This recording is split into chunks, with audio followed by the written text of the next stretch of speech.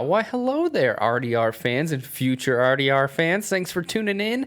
I just want to let you guys know if you are watching the division breakdown episodes that we're doing week to week, this is the same content. We just decided to chop it up on a team-by-team basis, so it's just easier for people to look for, and also maybe gets us a little exposure too for people just looking for that specific team.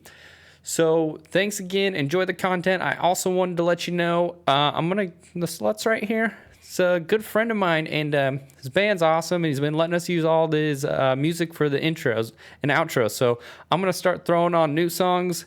So if you like what you hear, go to their Spotify and check it out. Right on to the episode.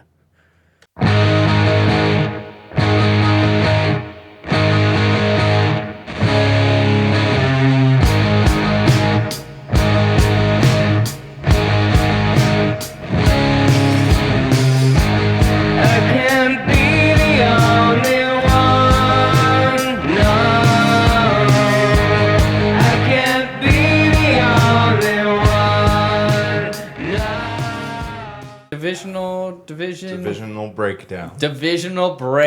Oh yeah, that's what my spreadsheet's called. Nice. Well, as it's called.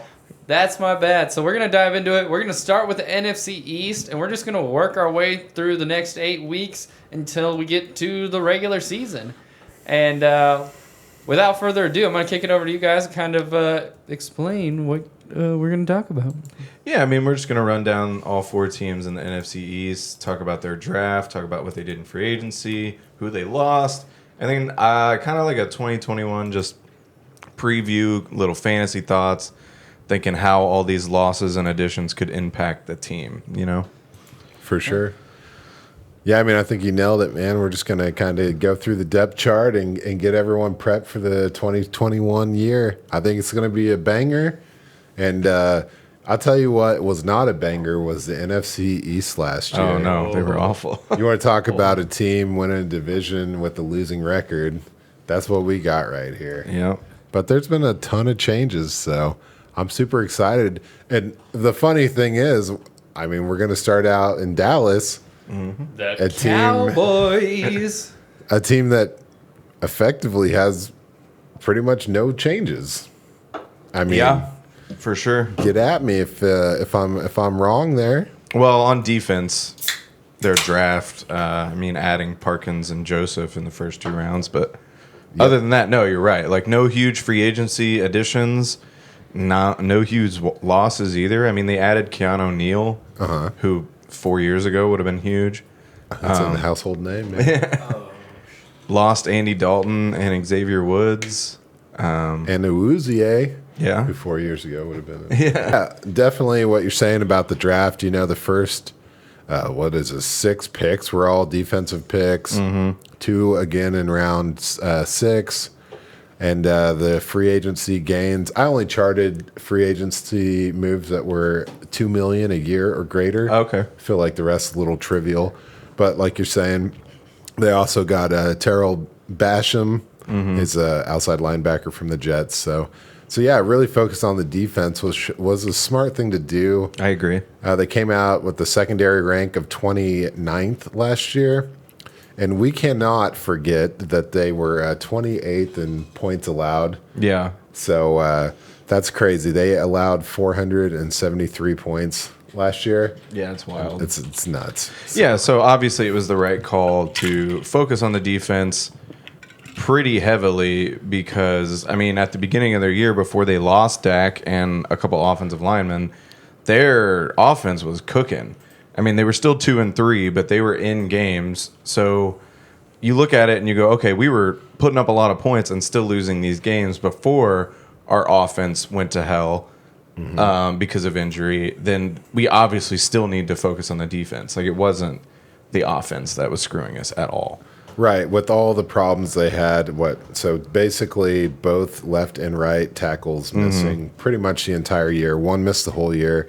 The other got like 150 snaps, which is effectively less than 3 games. Yeah. So that's big.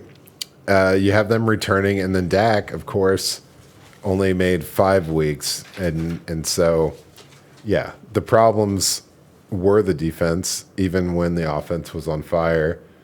Yeah, so Yeah. they weren't stopping anything. And it looks like the offensive side of the ball should be legit now, man. They finally got Dak in a long-term deal. That's big news. Their O-line, PFF's got them ranked as the 6th positional group, of the offensive line. So I don't know. How does that make you feel about their chances this year of kind of sustaining what we saw in the first 5 weeks there? I mean, I think the chances are good, but there's a few factors that have to be kind of talked about. I mean, yeah, it's easy to assume Dak Prescott's going to come back healthy and not slow him down and not mess him up. There's one. And then as far as the offensive line goes, I mean, Tyron Smith is their best offensive lineman. He hasn't played a full season since 2015. He's missed 3 games in every season since 2015 until last year, where he missed 14. And he's turning 31 this year. So, that could be a huge factor. If he goes down again, are they going to spiral? Because, Dak was doing well, but he had Tyron for most of the games that he was playing. Right. And then all of a sudden you put Andy Dalton in there, and he's just getting waylaid every play. Not that we thought he was going to do anything special. And then Zach Martin also turns 31. He's one of their best linemen, too, and he missed 6 games last year. Right. So if these things don't, it's easy to say, oh, they're going to be back to what they were, but that's worrying me a little. But they should be back, I can't imagine they wouldn't be unless something goes wrong. And that's what you do when you invest so heavily in defense during the offseason, is you give up the depth on the offensive line that you could have got, which, to be fair, they did take a tackle in the 5th round and a guard in the 7th round, but that's still they could run into similar issues that they did down the stretch just with Dak Prescott, which, again, if he's getting hit because his offensive linemen go down, what are the chances that he could re-injure himself? I don't know what the re-injury chances on that leg are. But those are just fears. As far as what I think is going to happen, I think their chances are good to be a very good football team. Yeah, I'm with you. I mean, obviously, this is if everything goes great, all the things that went wrong go right. Yeah. Then, all of a sudden they're, I don't know, they're humming and the offense is unstoppable, and it's up to the defense to just keep them in games. But I do think that a healthy Dak can overcome some injuries on the O-line better than Andy Dalton. Oh, for sure. Yeah. And so, I don't know. I'm optimistic. I really think that this division is kind of going to be on the upswing. Like last year was kind of rock bottom, and I see the whole division kind of move into a positive direction. I could see that too. Going into a little bit of fantasy stuff, just for me. So Ezekiel Elliott was averaging 65 yards per game last year, which honestly was more respectable than I would have thought, given how people such as myself or other people were talking about him, especially with how down the line was. Yeah. I still am not super high on him because of his high draft capital, because it was such a bad season, but you still have to take him in the 1st or early 2nd. But if it was a fluke, then hell yeah, this could be a great year for him. When you got Dak coming back, the offensive line coming back, and if Dak starts slinging it, then Elliott could break out for sure. But I do think Tony Pollard proved something last year, that his carrying percentage might go up just a little bit. I don't think he's going to take Elliott's job, but he was taking about 30% of the workload last year. And he was averaging 4.3 yards per carry, and he got 28 receptions out of 40 targets, which was pretty efficient. And he's 23 years old. It's something they could look to do. If Elliott's bad year wasn't a fluke, look out for Tony Pollard is all I'm saying. Okay. Yeah. I know you disagree. Well, it's not that I disagree, because I think Tony Pollard is undervalued, and I think that, you go after him. He's a really high-profile handcuff that could be flexed given the game script situation. But I continually just reconsider Dak as the 9th running back. Yeah. And that being a down year, you got to think, okay, well, if he has an average year, then is he top 6? Yeah. You know? And a lot of Dak's shortcomings are... Zeke? A lot of Zeke's, sorry. You're good. Shortcomings, in my opinion, were the lack of touchdowns. He only had 8 all-purpose touchdowns last year. And I think that number comes back pretty heavily, especially with Dak under center. There's more red zone opportunities. So I'll look for that. Although Tony Pollard is kind of a red zone nuisance. Yeah. They like to put him in the red zone. So, And I could just see, and this could be an effect that all running backs could see with the extra game on the schedule.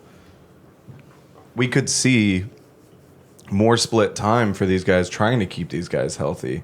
And Pollard already proved that he could kind of carry a little bit of weight. And then like you're saying, he's a red zone nuisance anyway. I agree that I think Zeke will definitely be better than he was last year. And I guess you're right. If he was the 9th running back last year, I shouldn't be so down on him. But I think I've said it on here before. He's just a blind spot in fantasy for me anyway. But yeah. No, and I don't disagree. To me, I've historically not been interested in Zeke unless I felt like it was a value. Yeah. And he's right now he's 17th in the ADP for PPR leagues and 28th in Superflex. And this is the June 14th sleeper ADP that they released. So it's real draft ADP. So, tail end of or middle of the second round, beginning of the third round in a super flex, if you're in a 12-team format, that could be a league-winning pick right there as, your third pick or whatever to get Zeke right there. Yeah, that's fair. Well, let's talk about a guy who also didn't get enough touchdowns, and that's CeeDee Lamb. And he had an awesome rookie season, but he only had 5 touchdowns. And a lot of that is because Dak went out. So if Dak is healthy for the whole year, I see that number reaching double digits easy. Oh, yeah. Yeah, that's one thing. In the games that Dak was playing, CeeDee Lamb had 43 targets versus 40 targets versus Amari Cooper's 43. Mm-hmm. So the fact that he come in as a rookie and you're already competing with him. Amari Cooper. Yeah. Sorry. I'm going to mispronounce a bunch of names tonight. I'm feeling it. But that tells me that he was just getting started. He had a good thing going with Dak. And, I think that he surpasses Cooper pretty quick. And I mean, Cooper ended up with 130 targets last year. Right. That's coming way down. Mm-hmm. I mean, as long as Dak is and everybody stays healthy. I guess I don't need to say that every time because it's obvious. But yeah, it's universal for all these teams, right? Any given Sunday, right? But it's reflected in the ADP, though. CeeDee Lamb is, and we'll just do single quarterback leagues for the skill position guys. He's at 26th, whereas Amari Cooper is at 48. Okay. So that's significant to be, 2 rounds higher. You got to wonder if it's going to pay back. It's CeeDee Lamb almost getting overvalued right now. I don't think so, man. I really don't. I could see him easily breaking because he didn't break 1,000 yards last year. He had like 990 something, and he only had 5 touchdowns, and that was with an atrocious offense due to injury. I could just see him blowing up. I really like CeeDee Lamb to be. I like him right around there. Like I would take him if I needed a wide receiver at that point for sure. Yeah, I agree with you 100%. I don't think it's crazy to. There's a reason that his ADP is there. Yeah. And some people are taking him much higher than that. Yeah. And some people are fading him, but I think that's pretty appropriate.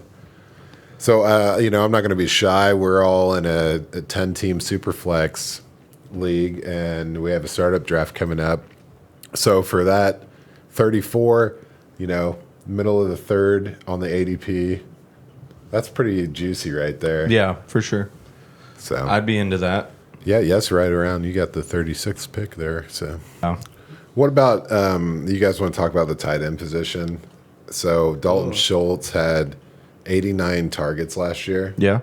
That's pretty competitive considering, Gallup had 105, CeeDee Lamb 111. that's pretty good target share for Yeah. a team that is running 3 every down wide receivers. Now, I say all that to say that like Blake Jarwin obviously should be the starting tight end if he can stay healthy. Yeah. Miss a lot of time. So I don't know. I don't know if we should be excited about the potential there.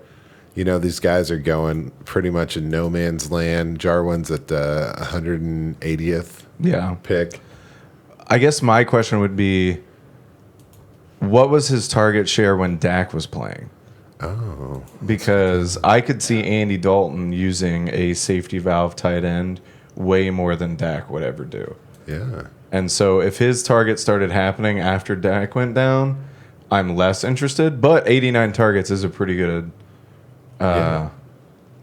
So first 5 weeks, here you go: 4 targets, 10 targets, 6 targets, 8 targets, 3 targets. Okay, so that's, I mean, In the 4 target game, Blake Jarwin would have been playing before he got injured. okay. Yeah, so I mean, that's not a bad target share. So yeah, it's an interesting guy as a late, like you said, a late round guy to take. I'm not against it. I love players in super high performing offenses. You always want to go after, Yeah. in my Yep. opinion. So Yep. Yeah, I mean, if Dak's playing scared, I could see. yeah, Obviously Zeke is the guy with those underneath dump offs. He's always been that guy. Yeah. And unless he slows down, I don't really see the tight end as being like, oh yeah. But if you're trying to get a backup tight end at a value, and Yeah. these guys are falling, it's something that could pay off. yeah. Some deep tight end knowledge from you. Just to add in, just two guys to talk about real quick before we move on. So Michael Gallup, I think, is interesting because he had 105 targets last year, but he just did not produce very well. He only caught 59 of those. Oy. And is that like quarterback play or is that his fault? But his yardage on 59 catches was 843, which is pretty good. So I see Gallup as like a boomer bust guy. And honestly, I see him more for when I don't think they're resigning him at the end of this year. They just don't really have the money for it to sign another receiver. So I'm more interested in Gallup next year for a dynasty league to see where he goes. So you could draft him in a startup, possibly get him as like a emergency break the glass flex player, and then maybe he goes somewhere awesome next year. Yeah. What are you guys thinking about that? No, absolutely. Especially, so he's a 3rd-round pick in 2018. That's pretty decent draft capital considering the wide receiver position. Like you're saying, he's competing with these 2 what are superstar, top 50 fantasy players allegedly, and here he is going 120th in ADP and a single quarterback PPR. Yeah. Like a 10th I'm round all about player. that. Like that. That means he's elite bench player at that point. Yeah. You don't have to draft him to be a starter. But if you want to go super running back heavy, and then you can get this guy as a flex, or whatever, if you're in a 3 wide receiver league, just to plug that 3rd spot. Yeah. The value's great. The future potential is out of this world. Yeah. I'm all about it. And I won't spend too much time on this other guy because we've talked about him a lot. But Fehoko, I definitely see Simi Fehoko, coming in as the Michael Gallup role next year. Yep. Yeah. I mean, they spent a 5th-round pick on him. He was their 2nd offensive player taken in the draft, and the first one was a tackle. So he was the only offensive skill player they took in the draft. So I see that as being somebody that they want to use, and will use him when Gallup's gone. Not this year. Take him, put him on your taxi squad if you have a taxi squad in your leagues, and that's all I'll say about it because I know we've talked to him to death. I do want to mention another guy that who knows, he's an undrafted free agent, but Brennan Eagles from Texas, man, I think he came out of the draft too early, and but man, that guy was very talented. So I wouldn't be surprised if a few years down the road he did something. But I'm just saying that so it's documented just in case it happens. Oh, yeah. But I mean, watch his tape, man. He's fun. I have watched that tape, man. Yeah, but I'm out of the loop on this one. Oh, yeah. This is so I am doing a little deeper than deep. I'm doing a little coach's corner For myself, and all I have for Mike McCarthy is he gonna pass. Yeah. He gonna pass the ball. I'll get more in depth with the other guys, but yeah, you kind of see, you already know what you're gonna get. Yeah.